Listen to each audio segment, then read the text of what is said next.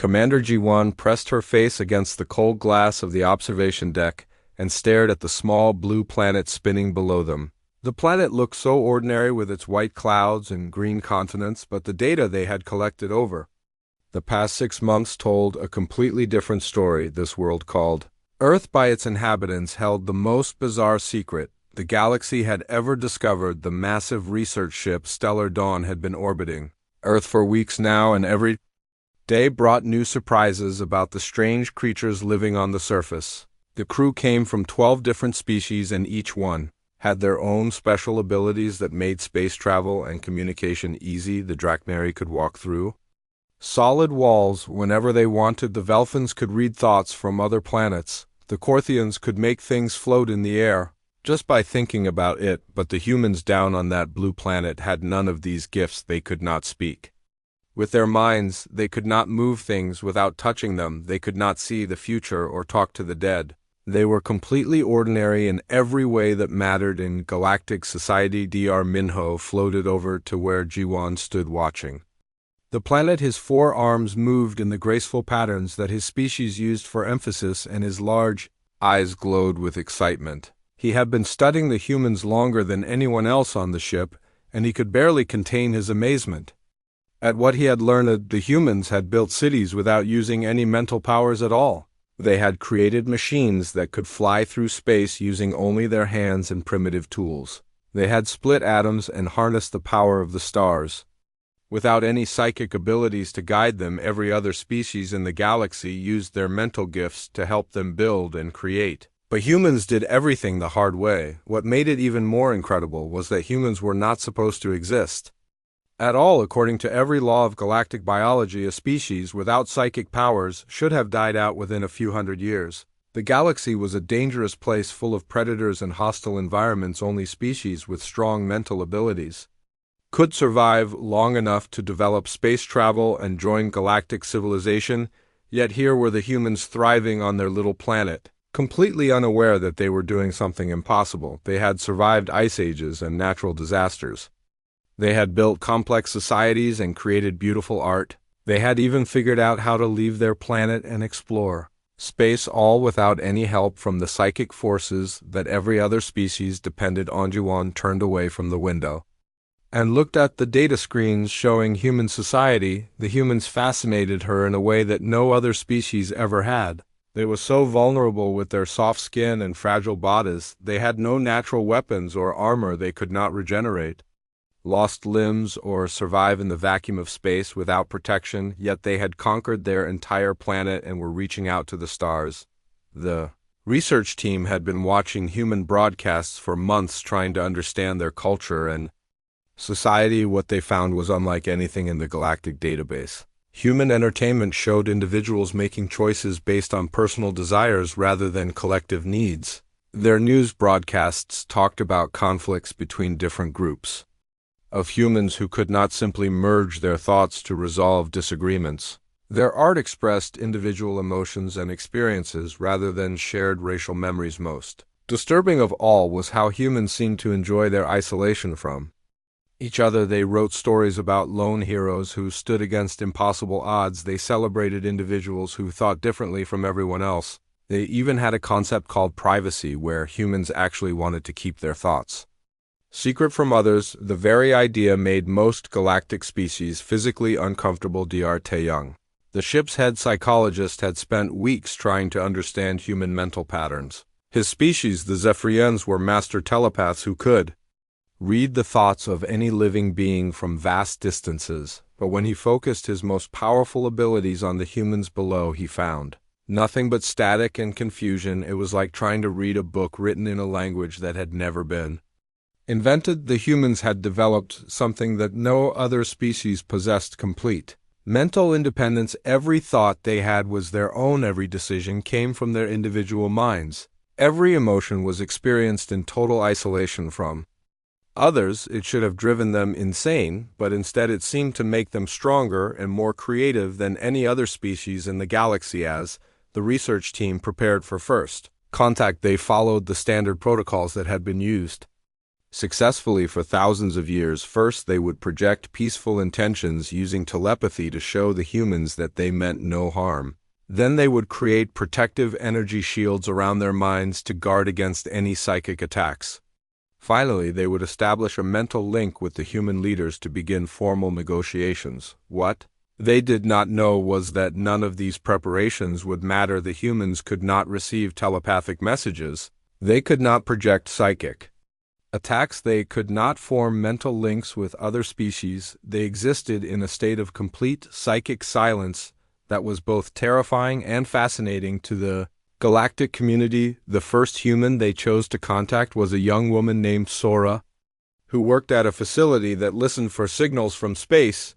She had been tracking their ship for weeks using primitive radio equipment and seemed to be the most prepared for contact with alien life. The research team materialized on the surface near her facility using their standard transportation technology. When Sora saw them appear, she did not flee in terror as most species did when confronted with unknown aliens. She did not attack them with psychic powers or try to dominate their minds. Instead, she did something that no other first contact in galactic history had ever recorded. She walked up to them with a curious expression on her face, extended her hand in what appeared to be a greeting gesture, and made sounds with her mouth that roughly translated to "Welcome to our world." The galaxy was about to discover that the most dangerous species in the universe might be the one that appeared completely harmless. The humans had developed something that made them immune to every form of control and manipulation that galactic civilization used. They could not be threatened with psychic attacks.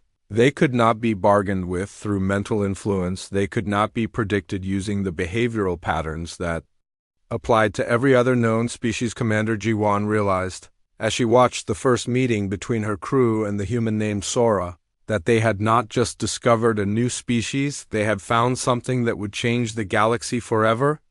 The humans were not just immune to psychic powers, they were immune to the very foundations of galactic society itself.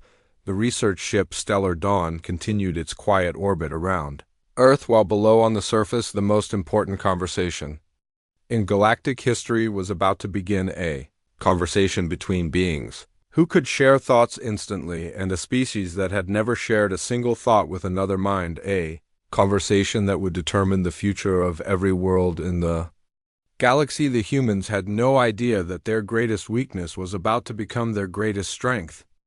3 weeks had passed since the first meeting between humans and the galactic research team, and the massive space station Harmony had become the center of the most important scientific study in galactic history. Scientists from 47 different worlds had arrived to examine the humans, and every day brought new discoveries that challenged everything they thought they knew about intelligence and consciousness. Dr. Taeyong stood in the main laboratory, watching a human named Hyunwoo sit calmly in the testing chair. The young physicist had volunteered to help with the experiments, and his relaxed attitude amazed the alien scientists. Most species became nervous when powerful psychics examined their minds, but Hyunwoo seemed genuinely curious about the process. Around the room stood some of the most gifted telepaths in the galaxy. The Mindweaver from Sigma Draconis could extract memories from beings made of pure crystal.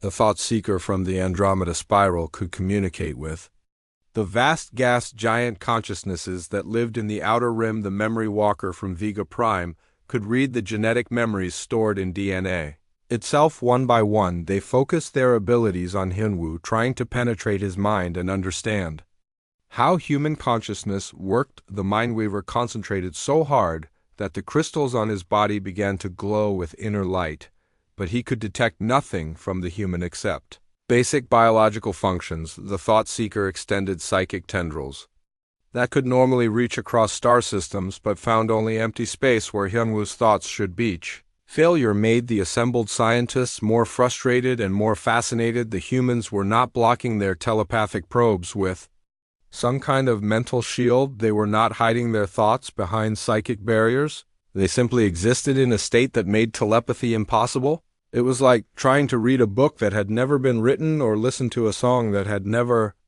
been sung. What disturbed the researchers even more was how the humans reacted to learning about psychic abilities. When Dr. Taeyong explained that most galactic species could share thoughts directly and communicate without speaking, Hinwu did not seem frightened or jealous. Instead, he asked dozens of questions about how telepathy worked. He wanted to know if psychic abilities followed scientific laws. He wondered if they could be measured and studied. He even asked if he could watch telepathic communication happening between other species. The breakthrough came when a human anthropologist named Yunji made a casual observation that changed everything. She had been studying the behavior of the various alien species on the station, and she noticed something that the aliens themselves had never realized. The psychic species all seemed to think in very similar patterns. They responded to problems in predictable ways. They made decisions based on shared knowledge and common experience. Sunji pointed out that while psychic species could share information instantly and coordinate their actions perfectly, they seemed to lack something that humans took for granted: individual creativity. When faced with a new problem, most galactic species would consult their collective knowledge and choose the solution that had worked before. But humans would often ignore previous solutions and invent completely new approaches. Dr. Johan, a human neurologist who had joined the research team, theorized that psychic abilities might actually limit individual development. When a species could share thoughts and memories directly, there was less pressure to develop independent thinking skills. Why struggle to solve a problem alone when you could instantly access the solutions that others had already discovered? The implications were staggering. If psychic abilities made species more predictable and less creative, then humans might actually be more advanced than the rest of the galaxy in some ways. Their lack of telepathy had forced them to develop stronger individual minds. Each human had to learn everything from scratch without being able to copy knowledge from others. This made them slower to learn but more creative in their solutions. The research team began to realize that humans represented something unprecedented in galactic history. They were not just a species without psychic powers. They were a species that had evolved beyond the need for psychic powers. Their minds worked in ways that no other species could understand or predict. Commander Jiwan watched the tests with growing concern. She had spent her entire career studying alien species, and she understood the delicate balance that kept galactic civilization stable. Every species had their place in the cosmic order. The telepathic races provided communication and coordination. The energy manipulators powered the great space stations. The reality benders maintained the faster-than-light travel networks, but humans did not fit into this system at all. They could not be controlled through psychic influence. They could not be predicted using standard behavioral models. They seemed to operate according to principles that no other species understood. If humans spread throughout the galaxy, they might disrupt the careful balance that had maintained peace for thousands of years. The most troubling discovery came when the research team tried to understand human culture and society. Most galactic species made decisions through collective consciousness, where every individual contributed their thoughts to reach a group consensus, but humans seemed to celebrate individual differences and personal freedom. They had concepts like privacy and personal space that were completely foreign to the psychic species. Dr. Minho had been analyzing human entertainment, and he found stories about individuals who stood alone against their entire society and were portrayed as heroes in galactic culture. Such behavior would be seen as mental illness or dangerous antisocial behavior, but humans seemed to admire people who thought differently from everyone else. The research team discovered that humans had developed something that no other species possessed: a complete immunity to social conditioning. While psychic species naturally conformed to group thinking patterns, humans seemed to resist conformity even when it would benefit them. They would argue with authority figures, question established facts, and pursue individual goals even when it caused conflict with others. As the weeks passed, the scientists began to understand that they were not just studying a new species. They were encountering something that could fundamentally change the nature of galactic civilization. Humans could not be integrated into the existing system because they were immune to the very forces that held that system together. The research station Harmony continued its work while below on Earth billions of humans went about their daily lives completely unaware that their existence was causing a crisis in galactic science. A galaxy had spent millions of years developing a stable civilization, Based on psychic cooperation and shared consciousness, now they had discovered a species that proved none of that was necessary. Commander Jiwan realized that the galaxy faced a choice. They could try to contain the humans and prevent their influence from spreading, or they could accept that human contact would change everything. The decision would determine not just the fate of humanity, but the future of every species in the galaxy. The most peculiar thing about humans was not their lack of psychic abilities. It was their complete independence from the mental forces that controlled every other form of life in the universe. The crisis began exactly 3 months after the first human contact, when long-range sensors detected a massive fleet approaching Earth. The ships belonged to the Corvathian Empire, one of the most feared military forces in the galaxy, and their intentions were clearly hostile. The research station Harmony immediately went to maximum alert as commander. Jiwan realized that the peaceful study period was about to end violently. The Corvathians had learned about the human discovery through their spy network, and they saw an opportunity that could change the balance of galactic power.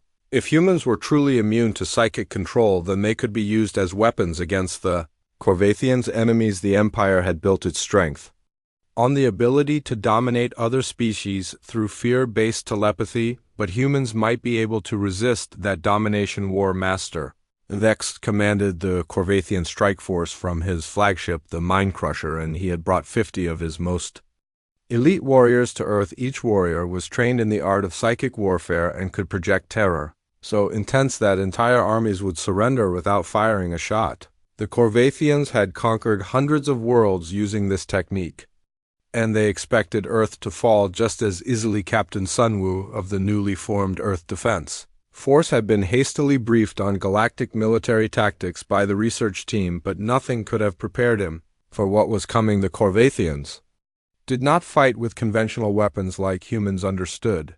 Instead, they used pure mental force to break the will of their enemies before any physical battle could begin. When the Corvathian fleet entered Earth atmosphere, War Master Vex began the standard conquest protocol that had worked successfully for over 1,000 years. Waves of psychic terror washed over the planet, designed to reduce the human population to helpless panic. The fear projection was so powerful that it had once caused an entire star system to surrender within minutes, but something went wrong with the attack. Instead of screaming in terror and begging for mercy, the humans responded with confused radio communications asking about the weird headache feeling they were experiencing. Ground control towers reported strange sensations, but no one seemed particularly frightened. Air Force pilots complained about mild discomfort but continued with their normal flight patterns. War Master Vex increased the power of his fear projection until the psychic waves were strong enough to drive most species completely insane. But the humans simply took aspirin for their headaches and continued going about their daily business. Some even joked about the strange atmospheric pressure changes, while others theorized that solar flares might be causing the odd sensations. The first human to actually engage a Corvathian warrior was a young soldier named Yunsu, who had been stationed at a military base near the landing site when the Corvathian ground forces materialized using their teleportation technology. She saw them as just another type of alien that needed to be dealt with according to standard military procedures. War Master Vex himself led the ground assault, expecting to face a population paralyzed by psychic terror. Instead, he found himself confronting enemies who showed no fear at all. Yunsu raised her rifle and fired at the Corvathian commander while he was actively projecting waves of mind-numbing horror. It was the first time in galactic history that anyone had attacked a Corvathian warrior while that warrior was using his psychic abilities.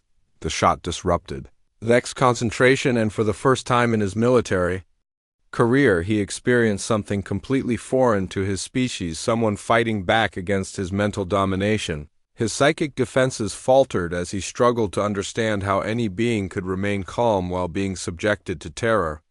Projection. The battle that followed rewrote every manual on galactic warfare. The Corvathians had spent centuries perfecting tactics based on psychic supremacy. They expected their enemies to be paralyzed by fear, confused by mental manipulation, and unable to coordinate effective resistance, but humans fought with a chaotic unpredictability that made conventional tactics useless. Human soldiers moved independently, making split-second decisions based on individual assessment of the situation. Where galactic armies fought in coordinated formations guided by shared consciousness, humans scattered and regrouped according to no pattern that psychic warriors could predict. Each human seemed to have their own fighting style, their own tactical approach, their own way of solving problems. Jamin, a human combat engineer, demonstrated the kind of thinking that baffled the Corvathians. When his unit was pinned down by a Corvathian battle mech, he did not consult tactical manuals or request orders from higher command. Instead, he looked around at the available resources, grabbed some spare parts and a welding torch, and built an improvised weapon that no military strategist had ever conceived. The device he created in 15 minutes using nothing but scrap metal and creative thinking managed to disable a Corvathian war machine that had been designed to be invulnerable to conventional attacks. The Corvathian pilot could not understand how his advanced technology had been defeated by a primitive contraption that violated every principle of proper engineering. As the battle continued, the Corvathians found themselves facing an enemy that seemed to ignore all logical military behavior. Human units would abandon defensible positions to launch impossible attacks. They would split up when they should stay together and group together when they should spread out. They made decisions that appeared suicidal but somehow worked. The turning point came when Captain Sunwoo realized that the Corvathians were trying to fight using predictable patterns based on psychic coordination. He ordered his forces to do the exact opposite of what any rational military commander would do. Instead of defending strategic positions, he told his troops to attack wherever they wanted. Instead of following battle plans, he encouraged them to improvise and experiment. The result was chaos, but it was chaos that the Corvathians could not handle or counter. Their entire military doctrine was based on reading enemy intentions through psychic contact and responding with overwhelming mental force. But humans had no psychic signature to read, and their intentions changed from moment to moment based on individual decisions. War Master Thex watched his supposedly invincible forces being defeated by a species that should have been helpless against psychic warfare. The humans were not stronger or more advanced than his warriors. They were simply immune to the very concepts that made Corvathian military power possible. The battle ended when human fighters managed to board the Corvathian flagship using a tactic that no galactic strategist had ever imagined. They ignored all the heavily defended main entrances and instead cut through the hull in random locations that the defenders had never thought to protect. The Corvathians had never encountered enemies who would attack through the walls instead of through the doors. As the Corvathian fleet retreated in defeat, the galaxy watched in shock. Through long-range sensors, one of the most feared military forces in known space had been completely outmaneuvered by a species using primitive weapons and impossible tactics. The implications sent ripples throughout galactic civilization. The humans had not won through superior technology or greater psychic power. They had won by being completely unpredictable and thinking in ways that no other species could understand or counter. Earth had become the first planet in galactic history to defeat the Corvathians, and they had done it by accident while trying to protect their home. 6 months after the shocking defeat of the Corvathian Empire, the Galactic Council convened an emergency session on the neutral world of Nexus. Prime representatives from over 3,000 species gathered in the Great Assembly Hall to discuss what government officials were privately calling the human crisis. The defeat of the Corvathians had sent shockwaves throughout galactic civilization, but that was only the beginning of the problems. Ambassador Minji stood at the speaker's podium, facing an audience of the most powerful beings in the galaxy. She was the first human to address the Galactic Council, and her presence made many delegates uncomfortable. Unlike other species representatives who projected their thoughts clearly for all to read, Minji's mind remained completely blank to telepathic scanning. She had to use the primitive method of vocal communication, forcing the assembly to rely on translation devices for the first time in over 1,000 years. The crisis had started small but was growing rapidly. Human cultural exports shared through the Galactic Information Network had begun influencing young members of various species in ways that their governments found deeply disturbing. A human artist named Ji-hoon had created paintings that showed individual figures standing alone rather than groups working together in harmony. When these images were distributed across the galaxy, they inspired young beings from dozens of worlds to create their own individual art. The concept of personal artistic expression was so foreign to most galactic species that they had no words for it in their languages. Art had always been a collective activity where groups of beings would merge their consciousness to create shared masterpieces, but humans created art by themselves, expressing their own personal thoughts and feelings rather than contributing to group consciousness. Dr. Seojun, a human philosopher, had written essays about individual rights and personal freedom that were causing social upheaval on hundreds of worlds. His ideas about the importance of individual choice and personal responsibility were spreading through galactic society, like a virus infecting young minds with dangerous concepts on the crystalline world of Zereth. Beings who had shared collective thoughts for 50,000 years were suddenly requesting mental privacy barriers. The very idea of wanting to keep thoughts secret from others was so disturbing that the planetary government had declared a state of emergency. Young Zerethians were asking questions that their species had never conceived of before. Why should individual desires be less important than group harmony? Why should personal happiness be sacrificed for collective stability? The most serious crisis was developing on the Harmony worlds, where the ultra-telepathic Synthians had maintained perfect mental unity for over 200,000 years. Their entire civilization was built on the principle that individual consciousness was a primitive evolutionary stage that should be abandoned in favor of group mind. But after exposure to human concepts, some young Synthians had begun experiencing what they called thought loneliness, the desire to have private, unshared thoughts. They wanted to experience emotions that belonged only to them, to have ideas that no one else could access, to make decisions based on their own personal values rather than collective wisdom. Elder Vorthek, the ancient leader of the Synthian collective, tried to explain the danger to the assembled delegates. His species had evolved beyond individual consciousness millions of years ago, and the reintroduction of personal identity was tearing their society apart. Young Synthians were refusing to participate in the mental merger that kept their civilization functioning. Some had even requested to be surgically separated from the group mind permanently. The psychological damage was spreading throughout the galaxy. A human psychologist named Chanwo had unknowingly created a mental health crisis by suggesting that different individuals might have different needs and wants. Species that had never experienced internal conflict found themselves struggling with concepts of personal choice and self-determination. The unified consciousness of Altair Prime reported that their young were developing what humans called imagination, the ability to think about things that did not exist in reality. This mental disorder was causing them to question established facts, to wonder about alternative possibilities, and to dream about changing their society. The collective memory banks of Rigel 7 had recorded thousands of cases of young beings refusing to access shared racial memories and instead insisting on learning things through personal experience. They wanted to make their own mistakes rather than benefit from the wisdom of their ancestors.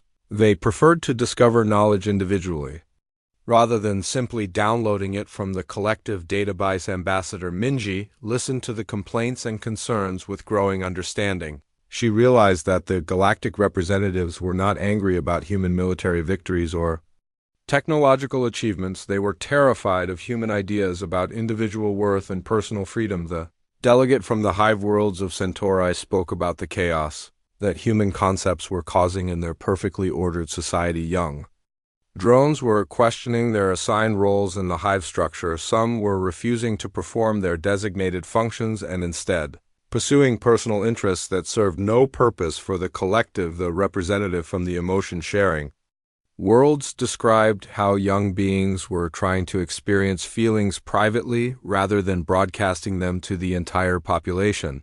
They wanted to have personal, emotional experiences that belonged only to them rather than contributing their feelings to the planetary emotional network. As the session continued, it became clear that the galaxy was facing its first Ideological crisis. In millions of years, the established order had been built on the assumption that collective consciousness and shared mental experience were the highest form of evolution.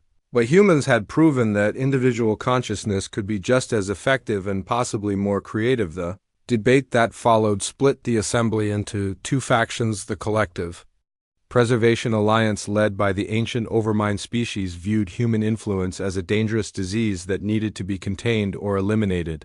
They argued that individual consciousness was a primitive evolutionary stage that led to conflict, selfishness, and social chaos. The Individual Liberation Front, formed by younger members of various species who had been exposed to human ideas, argued that personal freedom and individual creativity were worth preserving. They believed that the galaxy had stagnated under collective rule and that human concepts could lead to a new era of progress and innovation. The emergency session lasted for 6 days as representatives debated the fundamental nature of consciousness itself. Some delegates argued that individual identity was a mental illness that needed to be cured. Others insisted that personal freedom was a basic right that should be protected. Some species threatened to withdraw from galactic civilization entirely rather than risk contamination. By human ideas, the final vote was closer than anyone expected. The Collective Preservation Alliance won by a narrow margin and immediately began planning a quarantine of human space. They would create a psychic barrier around Earth's solar system to prevent human thoughts and ideas from spreading further into the galaxy, but the Individual Liberation Front refused to accept the decision and began forming their own alliance of species who wanted to embrace human concepts of personal freedom. The galaxy was about to experience its first ideological war, where the fundamental question was whether individual beings had the right to think for themselves. Ambassador Minji watched the assembly dissolve into arguing factions and realized that humans had accidentally done something that no military force had ever accomplished. They had divided galactic civilization by simply existing as individuals rather than as members of a collective. The war that was coming would not be fought over territory or resources, but over the basic nature of consciousness itself. The galaxy split into two factions within a year of widespread human contact. The Collective Preservation Alliance, led by the ancient Overmind species, viewed human influence as a civilizational disease that needed to be contained. The Individual Liberation Front, inspired by human concepts of personal freedom, began forming among younger members of various species who had been exposed to human ideas. Wanwu, a human diplomat, found himself at the center of the galaxy's first ideological war. Unlike previous galactic conflicts that had been fought over resources or territory, this war was about the fundamental nature of consciousness itself. The collective faction believed that shared psychic unity was the highest form of evolution, while the individual faction argued that personal freedom and creativity were worth preserving. The conflict escalated when the Overmind attempted to psychically quarantine human space, creating a barrier that would prevent human thoughts and ideas from spreading further. The quarantine required the combined psychic effort of dozens of species, creating a mental wall around Earth's solar system that was supposed to contain the infection of individualism.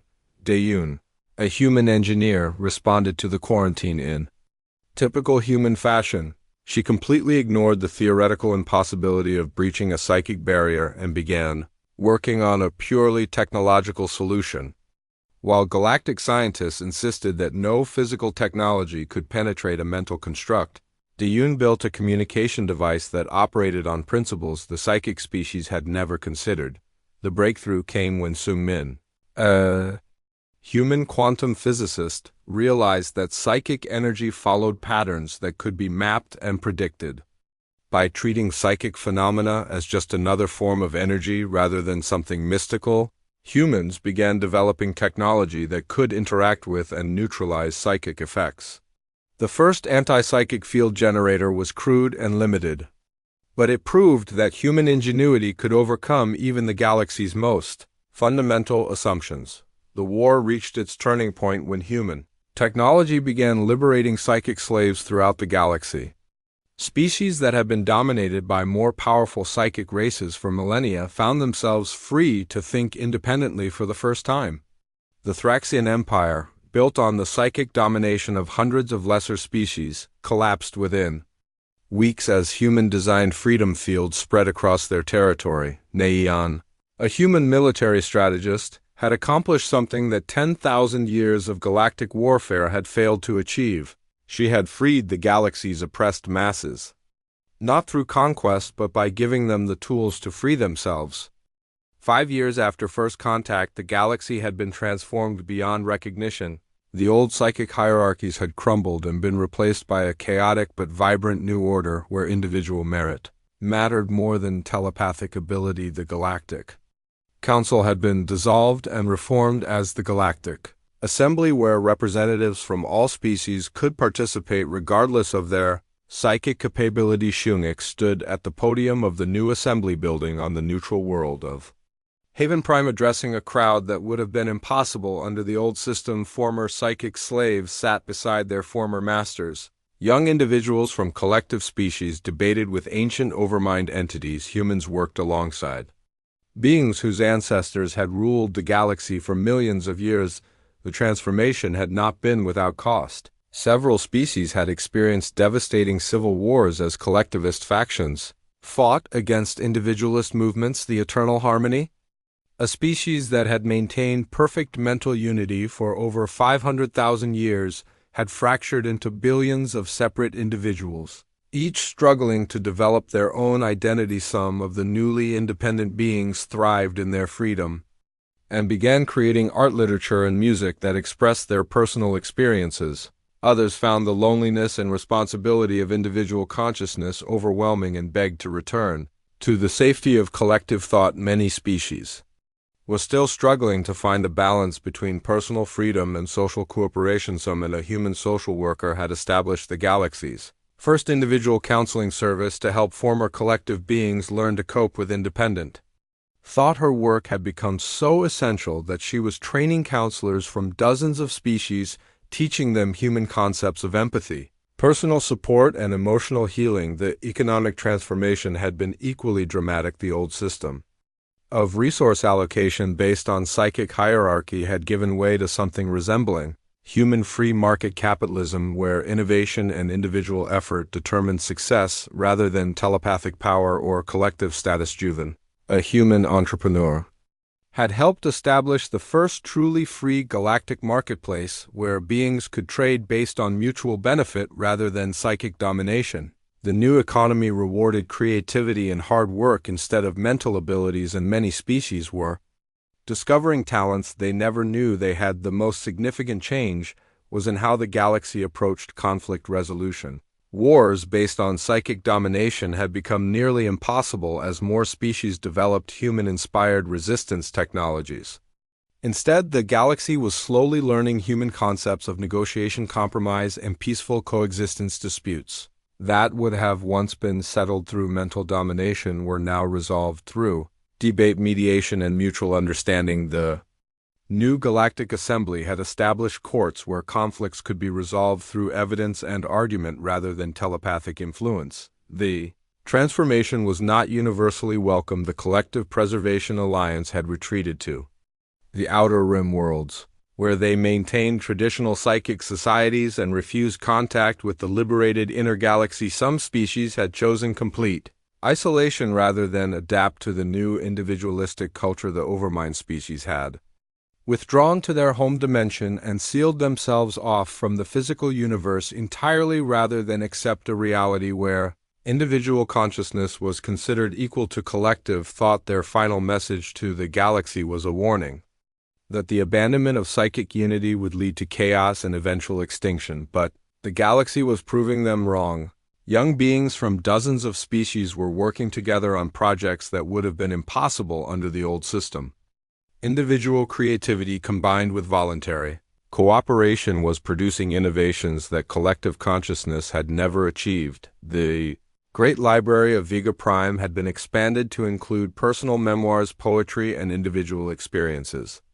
Rather than just collective racial memories, the new sections were filled with stories of beings discovering their own identity, finding personal meaning and creating relationships based on choice rather than psychic compatibility. The art galleries of Centauri Station displayed works that expressed individual emotions and personal visions rather than collective consciousness. The creativity unleashed by personal freedom was producing a cultural renaissance that amazed even the humans who had inspired its scientific research had accelerated dramatically as individual researchers were free to pursue their own interests and test unconventional theories. The old system where research was conducted through collective mental consensus had given way to competition between individual scientists that drove rapid innovation. The military forces of the new galactic order were built on human principles of individual initiative and adaptive tactics rather than psychic coordination. The liberation wars had proven that armies of independent thinkers could defeat even the most powerful telepathic forces through unpredictability and creative problem solving. Perhaps most importantly, the galaxy had learned to value diversity of thought and experience. The old assumption that all beings should think alike and work toward the same goals had been replaced by an understanding that different perspectives and individual experiences could strengthen society rather than weaken it. As Youngsik looked out at the diverse crowd of beings celebrating the 5th anniversary of human contact, he reflected on the irony of the situation. Humans had been discovered as the galaxy's most peculiar species because they lacked the psychic abilities that everyone else considered essential for civilization, but in learning to live without telepathy, humans had developed something even more valuable: the ability to respect individual differences and work together voluntarily rather than through mental coercion. The galaxy had discovered that the most dangerous species in the universe was not the one with the strongest psychic powers or the most advanced technology. The most dangerous species was the one that refused to accept that some beings were more important than others. That simple idea had changed everything. The galaxy had learned that true strength came not from the ability to control others, but from the courage to let others be free. The humans had given the galaxy something it had never possessed before: the understanding that every individual consciousness was valuable regardless of their abilities or origins.